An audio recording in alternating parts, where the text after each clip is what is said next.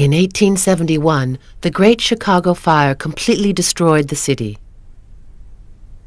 Rebuilding on the shores of Lake Michigan took 10 years, and the result was one of the largest cities in the United States of America.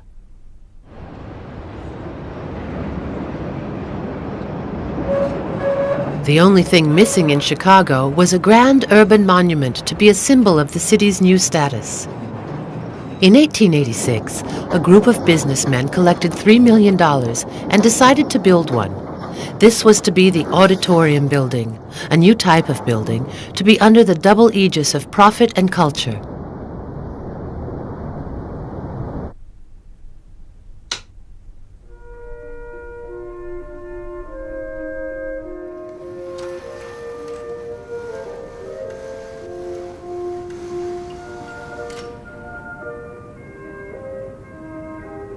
For culture, there was the opera, the biggest in the world, open to all, democratic, and thus loss-making.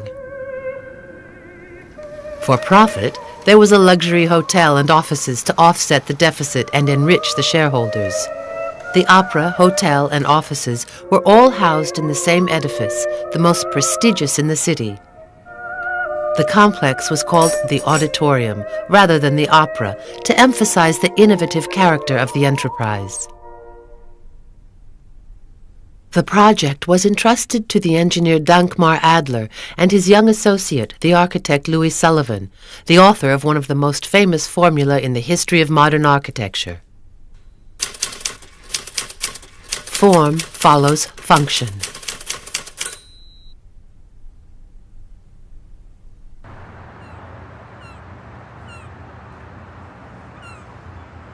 Chicago is built beside the lake. The downtown buildings were piled along a narrow strip on the shore of Lake Michigan. If it was to serve its purpose, the auditorium could not be built anywhere else but in this wealthy area that was already overcrowded in 1886. Negotiations were undertaken with no fewer than 6 different landowners to acquire a parcel of land on the lakefront, on the very edge of the city center, a narrow plot between 3 main roads that were to dictate the outer shape of the project. The hotel would be on the prestigious Michigan Avenue, overlooking the lake. The offices were to be on the city side, on Wabash Avenue, a commercial highway. A high tower marked the changeover from offices to hotel.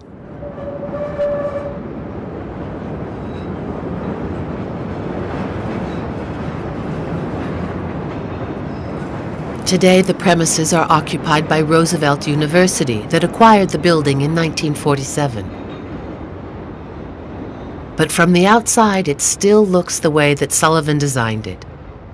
The facades are stern, spaced only by big vertical pilasters, overdrawn to stress the size of the building.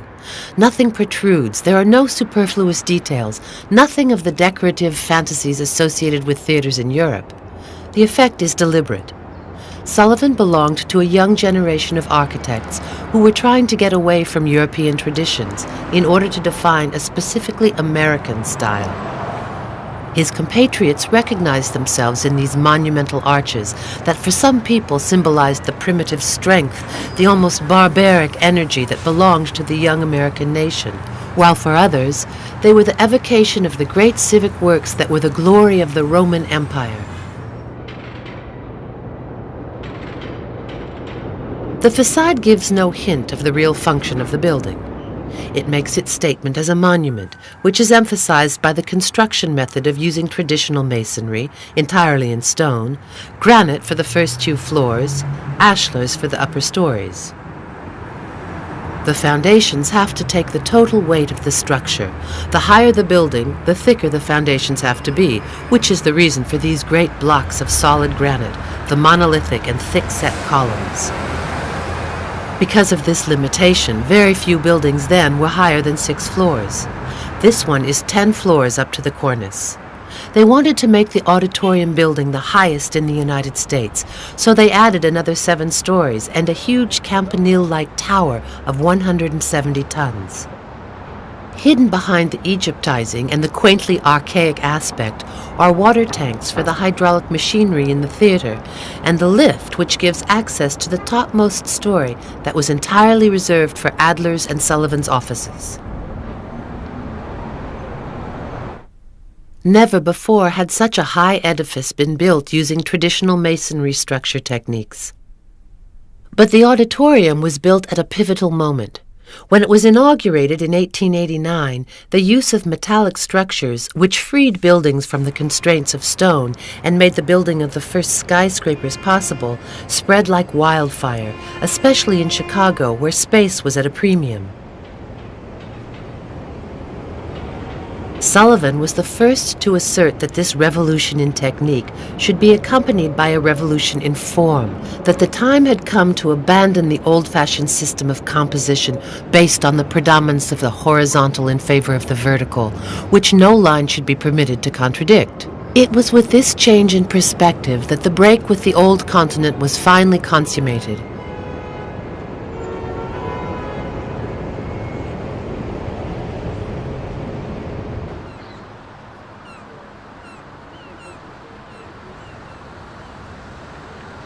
Although it was, for a few months in 1890, the tallest building in the world, the auditorium's tower was merely an extension to the building, the outward sign of its exceptional status.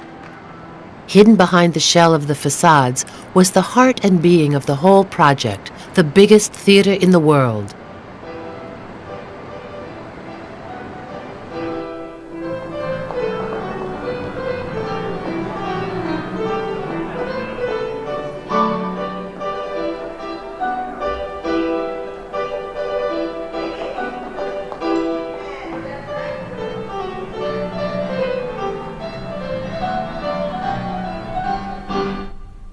The theater had no need of daylight.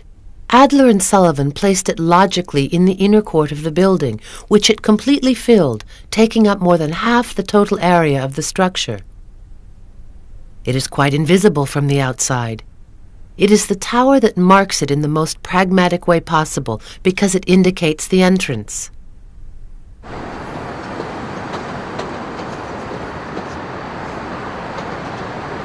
Sullivan moved away from the European model with his breathtaking entrances. At the foot of 17 stories of stone, the arcades giving entry to the biggest theater in the world look like mouse holes. The entrance hall, with its extraordinarily low ceiling, seems to be borne down by the weight of the building. Above it, a crypt-like foyer is reserved for the intervals. The decoration of the 3 staircases, based on plant patterns that Sullivan made geometric and practically abstract, was simplified at each successive floor, as was the fashion then. But at the same time, the whole space was restricted so that the main stairs of the Great Theater looked more like service stairs.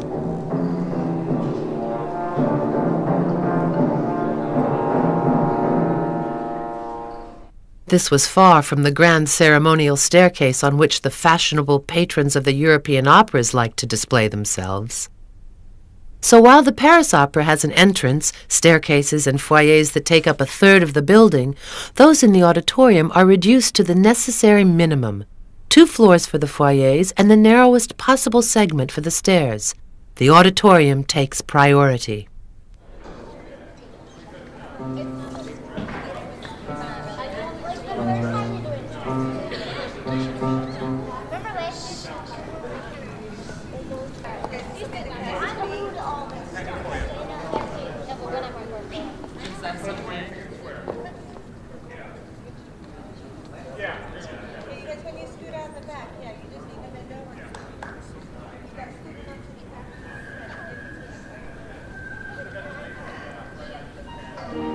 4,250 seats, twice the number of the Paris Opera.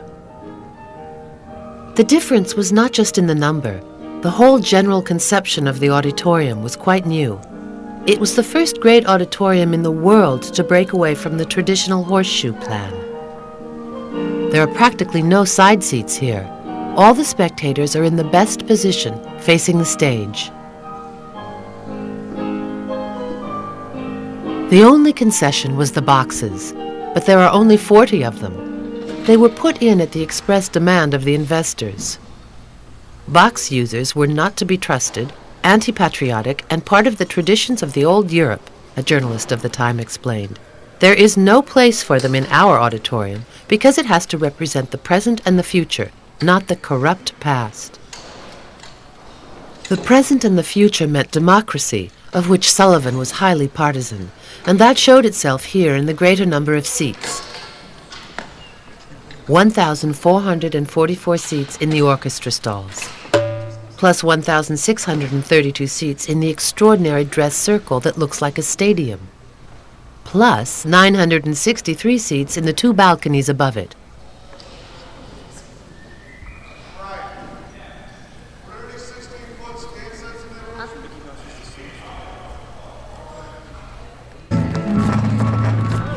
In comparison, the stage is small and has a sad lack of off-stage storage space. At the time of building, there was no resident company to demand such facilities. The auditorium ate up the space that might have been used for workrooms. The dressing rooms and off-stage areas were reduced to the absolute minimum. If a scene requires a large number of extras, they are obliged to assemble under the stage amid the remains of the impressive hydraulic machinery that was previously used to raise various parts of the stage floor, an avant-garde special effect for grand opera. The stage was also equipped with an innovation that was most remarkable for its time. It was a system for flying out the sides of the proscenium arch to make the stage area continuous with the rest of the auditorium. The effective disappearance of the stage pushes the logic of the auditorium to its limits. Capacity was increased to 8,000 or even 10,000, so it was ready for modern American shows, sports meetings, great political rallies such as the Republican Convention that was held here in 1888 before the auditorium was finished. Nevertheless, the theater was dedicated to grand opera in French or Italian.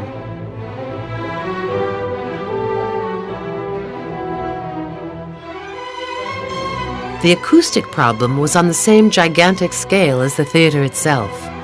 Adler had decided to build the first scientifically designed auditorium, and he invented a new type of ceiling for it. He made it in the form of a conical tunnel with arches that increased in height and width the further they were set from the stage. This acoustic tunnel, rather like a speaking trumpet, makes it possible to diminish reverberation by diminishing the volume of the auditorium, to control the graduation while improving the diffusion of the sound. The tunnel ends at the level of the first balcony, giving way to a flat ceiling to which Adler attached a mechanism to adapt the acoustic to suit a reduced-size auditorium. This flattered the ego of the divas, who were spared the unpleasantness of playing to a half-empty house. A mobile flap weighing several tons reduces the size of the audience by several hundred.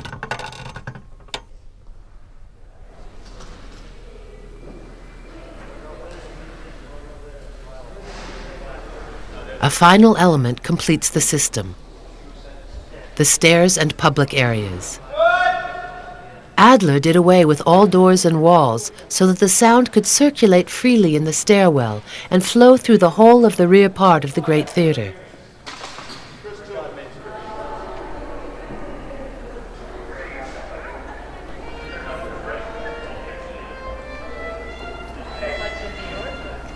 The stage is directly visible from the foyer on the first floor, which produces a feeling of seeing something that goes beyond a simple technical prowess, something unthinkable in a European theater.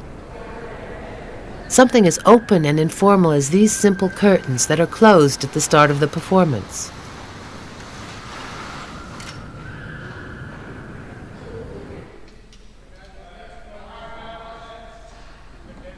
Edison's incandescent lamp of 1890. 4,000 Edison lamps, 4,000 naked bulbs light up the auditorium.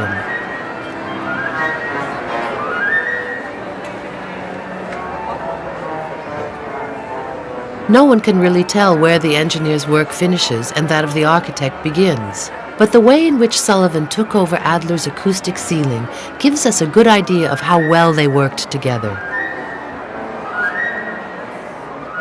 The ceiling arches are in fact hollow tubes through which pass the whole of the ventilation and lighting systems. By outlining the arches with thousands of naked bulbs, Sullivan made them the dominant theme of the whole effect. The acoustic tunnel became a tunnel of light as well, attracting the eye and focusing it on the stage. The function establishes the form, which reconstructs the space.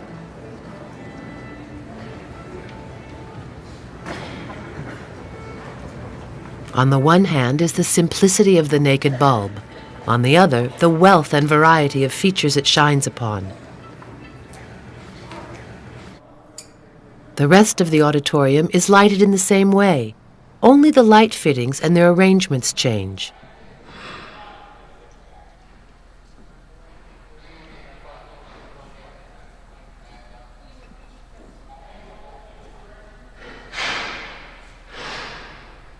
The architect explores a series of variations on a single theme, playing with his bulbs like the cells that end up by making a whole living body.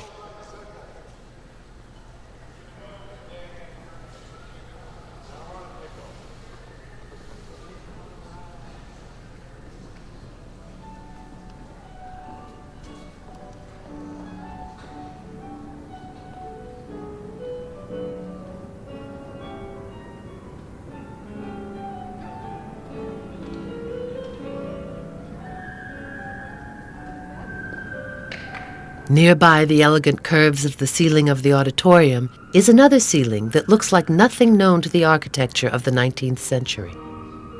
Its curve is the natural function of the pressure of the first balcony, just as a geological fold is a function of the pressure of terrestrial force. Instead of trying to hide this warp, the architect uses and amplifies it.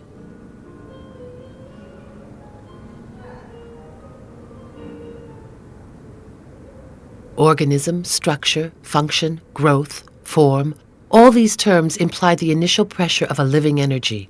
We call this pressure the function, and its result the form.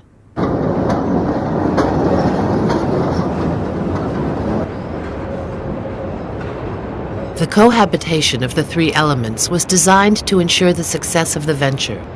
But the space taken up by the auditorium on a site that was too small upset the balance.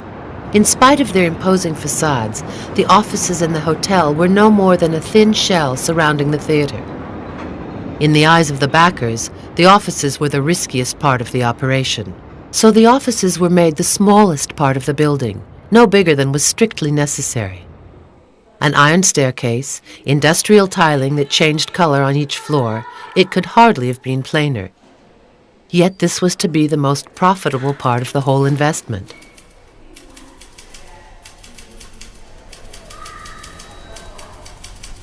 The hotel, with one side on Congress Avenue and the main facade overlooking the lake, was given very special attention.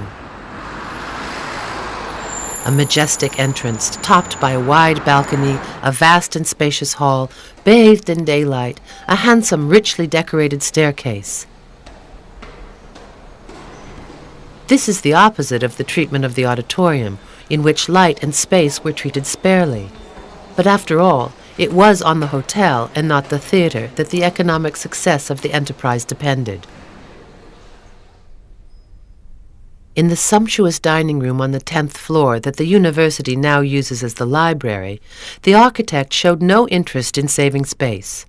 But then he stopped because there was no space left, because the hotel was a total improvisation. The backers were in a hurry to open, yet kept on wanting something new. The initial program was vague. This dining room, for example, was not included in the original working drawings, no more were the kitchens or staff bedrooms. They had simply been forgotten. But there was worse than that. In 1889, when the building was almost finished, they had at last an idea of consulting a specialist in hotel management, who immediately demanded an extra banqueting suite. Adler got down to work and designed this large room using a metallic structure, the only one in the whole building. Sullivan then undertook to decorate it, setting it to music, as Frank Lloyd Wright, who started his architectural life on this site, was to say later.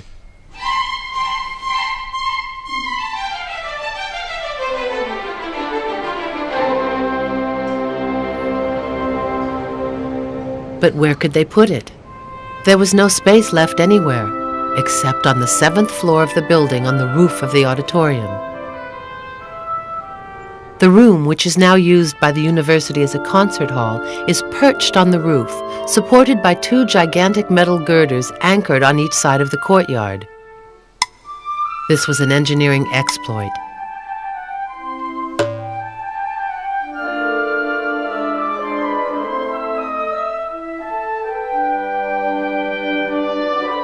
Despite its luxurious decor, its fine site, and the extraordinary success of the building, the lack of space was a serious handicap to the hotel, as well as the impossibility of having rooms on the courtyard, the very high running costs due to the complicated layout, and the traffic caused by the theater.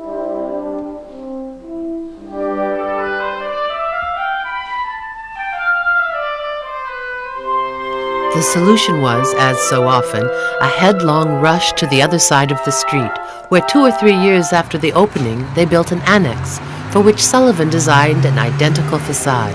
An underground tunnel connected the 2 buildings.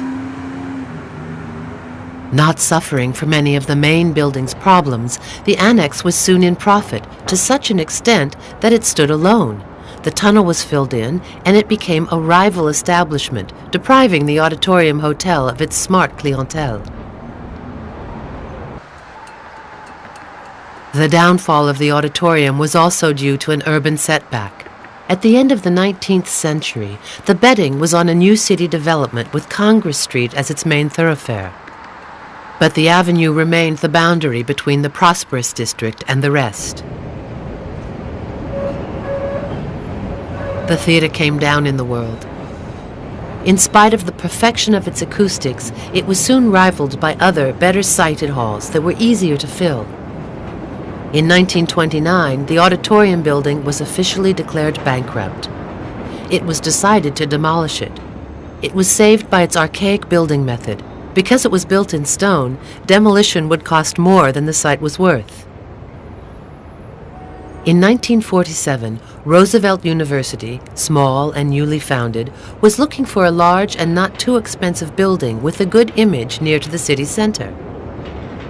It bought the premises for $400,000. It also paid the outstanding taxes accumulated by the auditorium building and let the city of Chicago take part of the ground floor in order to widen Congress Street.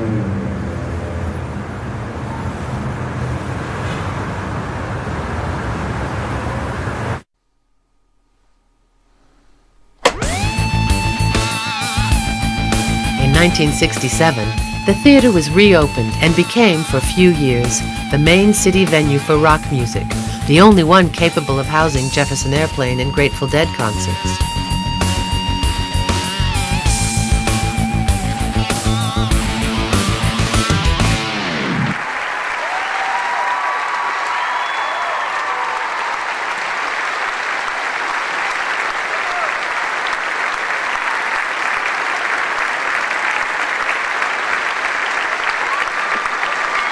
Today, it is just a venue like any other, or nearly.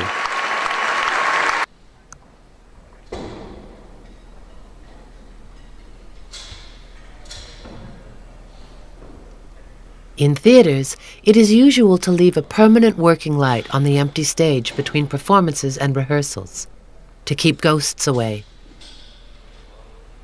Adler and Sullivan went their separate ways in 1896. Sullivan, at the peak of his reputation, stayed alone up in his tower. He was, for a time, the most fashionable architect. Then his wealthiest customers, seeing there was no Adler to give them confidence, went elsewhere. In 1918, he left his offices at the top of the tower because he could no longer afford to pay the rent. The view over the lake was replaced by a view of subway trains. Nowadays, this is a university corridor, but for 3 months it was his office on the 2nd floor, before he left forever the grandest edifice he had built.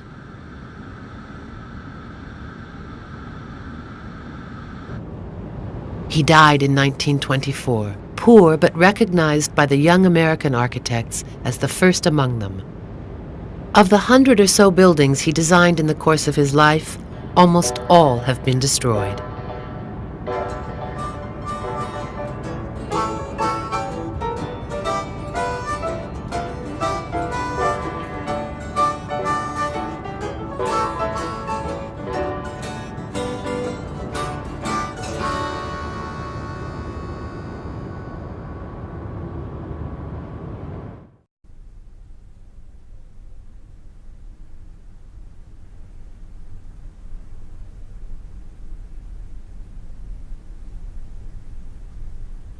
In 1871, the Great Chicago Fire completely destroyed the city. Rebuilding on the shores of Lake Michigan took 10 years, and the result was one of the largest cities in the United States of America.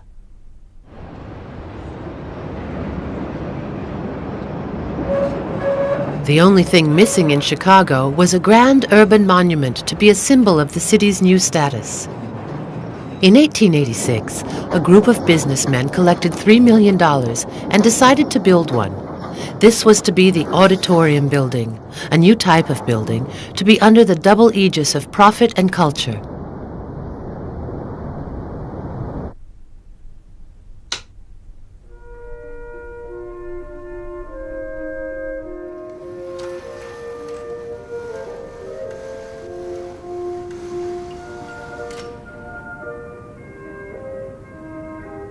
For culture, there was the opera, the biggest in the world, open to all, democratic, and thus loss-making. For profit, there was a luxury hotel and offices to offset the deficit and enrich the shareholders. The opera, hotel, and offices were all housed in the same edifice, the most prestigious in the city. The complex was called the Auditorium, rather than the opera, to emphasize the innovative character of the enterprise. City center, a narrow plot between 3 main roads that were to dictate the outer shape of the project.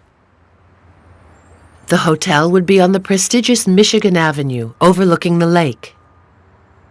The offices were to be on the city side, on Wabash Avenue, a commercial highway. A high tower marked the changeover from offices to hotel.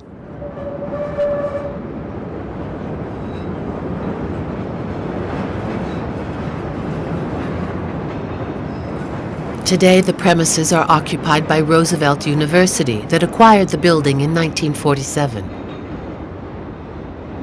But from the outside, it still looks the way that Sullivan designed it. The facades are stern, spaced only by big vertical pilasters, overdrawn to stress the size. The project was entrusted to the engineer Dankmar Adler and his young associate, the architect Louis Sullivan, the author of one of the most famous formulae in the history of modern architecture. Form follows function.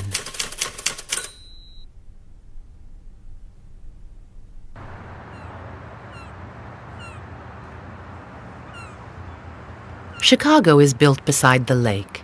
The downtown buildings were piled along a narrow strip on the shore of Lake Michigan. If it was to serve its purpose, the auditorium could not be built anywhere else but in this wealthy area that was already overcrowded in 1886. Negotiations were undertaken with no fewer than 6 different landowners to acquire a parcel of land on the lakefront, on the very edge of the building. Nothing protrudes, there are no superfluous details, nothing of the decorative fantasies associated with theaters in Europe. The effect is deliberate. Sullivan belonged to a young generation of architects who were trying to get away from European traditions in order to define a specifically American style. His compatriots recognized themselves in these monumental arches that for some people symbolized the primitive strength, the almost barbaric energy that belonged to the young American nation, while for others, they were the evocation of the great civic works that were the glory of the Roman Empire. The facade gives no hint of the real function of the building. It makes its statement as a monument, which is emphasized by the construction method of using traditional masonry.